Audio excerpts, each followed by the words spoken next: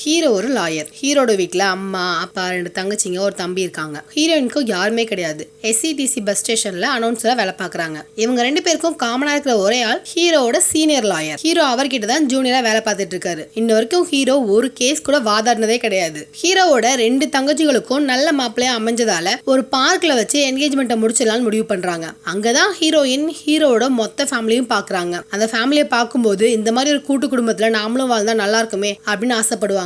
அதுக்கேத்த மாதிரியே எதிர்பாராத விதமா ஹீரோவும் ஹீரோனும் மீட் பண்ணிப்பாங்க. நல்லா பழகவும் ஆரம்பிச்சிருவாங்க. தங்கச்சிங்க கல்யாணத்துக்கு நகை எடுக்கிறதுக்காக ஹீரோவும் ஹீரோனை கூட்டிட்டு போய் நகை எடுப்பாரு. அந்த நகை கடையில் நடந்த ஒரு கலவரத்துல நகை மொத்தமும் பறி போயிடும். இதனால ஹீரோயின் என் இருக்கிற பணத்தை நான் உங்கள்கிட்ட கொடுக்குறேன் அப்படின்னு ஹீரோ கிட்ட சொல்ல, அதுக்கு சீனியர் லாயர் நீ கல்யாணம் பண்ணிக்கிட்டா மட்டும்தாமா அந்த பணத்தை யூஸ் பண்ண முடியும் அப்படின்னு சொல்வாரு. அதனால ஹீரோவும் ஹீரோனும் கல்யாணம் பண்ணிப்பாங்க. தங்கச்சிங்களுக்கு முன்னாடியே பையன் எப்படி கல்யாணம் பண்ணிட்டு வந்துட்டானேன்னு சொல்லிட்டு அம்மாவுக்கும் அப்பாவுக்கும் கல்யாணத்துல பெருசா இஷ்டம் இல்ல. ஆனாலும் வீட்டுல அக்செப்ட் பண்ணிக்கிட்டாங்க. ஹீரோயின் ஃபர்ஸ்ட் நைட் அன்னைக்கு ஹீரோ கிட்ட உங்க 2 தங்கச்சிங்க கல்யாணமும் நல்லபடியா நடக்கட்டும், அதுக்கப்புறம் நான் வாழ்க்கையை தொடங்கிக்கலாம் அப்படின்னு சொல்லியிருப்பாங்க. 2 தங்கச்சிகளுக்கும் கல்யாணம் நல்லபடியா நடக்கும். இதுக்கப்புறம் வாழ்க்கையை தொடங்கலாம்னு நினைக்கும் போது ராத்திரி நேரத்துல முதல் தங்கச்சி அழுதுகிட்டே வீட்டுக்கு வருவாங்க. என்னாச்சுமா அப்படின்னு கேட்டா, அவர் பயங்கரமா குடிப்பாரு போலமா, என்னால அவர் கூட இருக்க முடியாதுன்னு சொல்லி அழுவ, இந்த பிரச்சனையை சால்வ் பண்றதுக்காக ஹீரோ போவாரு. எப்படியோ பிரச்சனையை சால்வ் பண்ணிட்டோம், இதுக்கப்புறம் வாழ்க்கையை தொடங்கலாம்னு ஹீரோவும் ஹீரோயின் நினைக்கும் போதெல்லாம் ஏதாவது ஒரு காரணத்தை சொல்லி 2 மாப்பிள்ளைகளும் மாமியார் வீட்லயே டேரா போட்டுருவாங்க. இது போதாதுன்னு ஹீரோவையும் ஹீரோயினையும் பிரிக்கிற மாதிரி ஹீரோயினுக்கு திண்டிவனத்துக்கு டிரான்ஸ்ஃபர் கிடைச்சிரும். சரி, இந்த வீக்ல இருந்தா கண்டிப்பா நம்ம ஃபர்ஸ்ட் நைட் நடக்காது,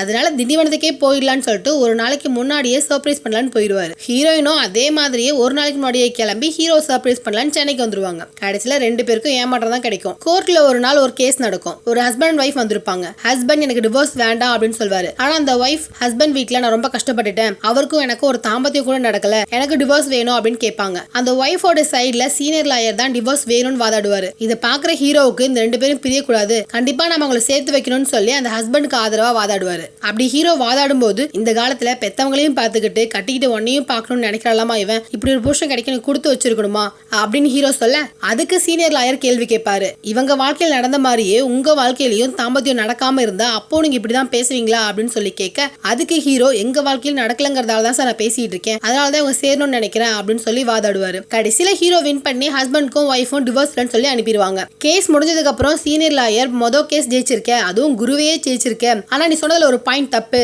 என்ன தனி மரம்னு சொன்ன, இல்ல எனக்கு ஒரு பொண்ணு இருக்கா, ஒரு அப்பா என் கடமையை செய்ய போறேன்னு சொல்லிட்டு ஹீரோட வீட்டுக்கு போவாரு. அங்க போய் ஹீரோவோட அம்மா அப்பா தங்கச்சிங்க தங்கச்சிக்கு புருஷன் இவங்க எல்லார்ட்டையும் ஹீரோயின் இந்த குடும்பத்துக்காக என்னெல்லாம் செஞ்சிருக்காங்க, அதுக்கு பரிசா அவங்களுக்கு என்னெல்லாம் கிடைச்சது, அவங்க எவ்வளவு கஷ்டப்பட்டாங்க அப்படிங்கறதெல்லாம் சொல்லுவாங்க. ஏன்னா இதுக்கிடையில ஹீரோவோட 2வது தங்கச்சி கர்ப்பம் இருப்பாங்க. உன் பொண்டாட்டி கர்ப்பம்னா அப்ப ஏன் பொண்டாட்டி கர்ப்பம் தான் சொல்லிட்டு பெரிய மாப்பிளையும் ஏன் பொண்டாட்டி வாந்தி எடுத்துட்டா, ஏன் பொண்டாட்டி கர்ப்பமா இருக்கா அப்படின்னு சொல்லிடுவாங்க. இதனால ஹீரோட அம்மாவுக்கு தன்னோட 2 பொண்ணுங்களும் கர்ப்பமா இருக்காங்கன்னு சொல்லிட்டு ரொம்ப சந்தோஷமா இருக்கும். ஆனா தன்னோட மருமக தான் காய்க்கிற மரமோ காய்க்காத மரமோ தெரியல, அவனா யாரையோ கூட்டிட்டு வந்துட்டான் அப்படின்னு சொல்ல, இதை கேட்கிற ஹீரோயினுக்கு என்னதான் ஒரு குடும்பத்துக்குள்ள இருந்தாலும் திரும்பவும் அவங்க ஒரு அனாதை அப்படிங்கிற மாதிரி தான் ஃபீல் பண்ண வச்சிருக்கோம். சீனியர் லாயர் ஹீரோட குடும்பத்திட்ட எல்லாத்தையும் எடுத்து சொன்னதுக்கு அப்புறமா அந்த குடும்பமே ஹீரோயினுக்கு கால் பண்ணி மன்னிப்பு கேட்பாங்க. இதுக்கப்புறம் நான் அனாதை இல்ல, எனக்கு ஒரு குடும்பம் இருக்குன்னு ரொம்ப சந்தோஷமா ஹீரோயின் பஸ்ல வரும்போதுதான் அந்த பஸ் ஆக்சிடென்ட் ஆயிருக்கும். இதுக்கப்புறம் ஹீரோவும் ஹீரோனும் சேர்ந்தாங்களா இல்லையா, அந்த பஸ் ஆக்சிடென்ட்ல ஹீரோனுக்கு என்ன ஆச்சு, இதெல்லாம் தான் மீதி கதை.